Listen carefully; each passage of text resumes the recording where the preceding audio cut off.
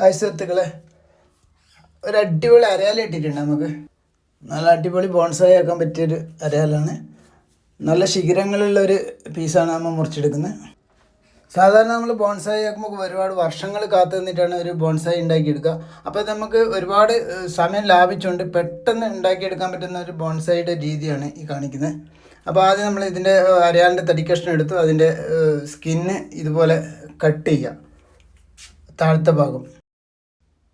അതിനുശേഷം നമ്മൾ ഈ കട്ട് ചെയ്തതിൻ്റെ താഴ്ഭാഗം ഒരു നൂലെടുത്ത് നല്ല ടൈറ്റായി കെട്ടി വെക്കുക.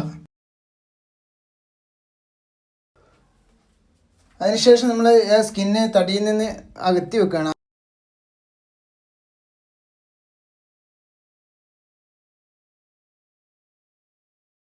അതിനുശേഷം നമ്മളൊരു ചെറിയ കഷ്ണം കറ്റാർവാഴ എടുത്തിട്ടുണ്ട്. എന്നിട്ട് ആ കറ്റാർവാഴ നന്നായിട്ട് ഈ കട്ട് ചെയ്ത ഭാഗത്ത് തേച്ച് പിടിപ്പിക്കുക.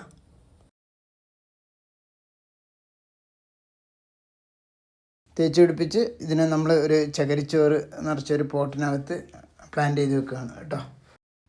ശേഷം ഈ ചെടിയെ നമ്മൾ ഒരു കയറ് ഉപയോഗിച്ച് ചെടിച്ചട്ടിയായിട്ട് കെട്ടി വെക്കുക. അപ്പം നമ്മൾ പ്ലാന്റ് ചെയ്തിട്ട് ഇപ്പം ഏകദേശം ഒരു 10 ദിവസം കഴിഞ്ഞിട്ടുണ്ട്.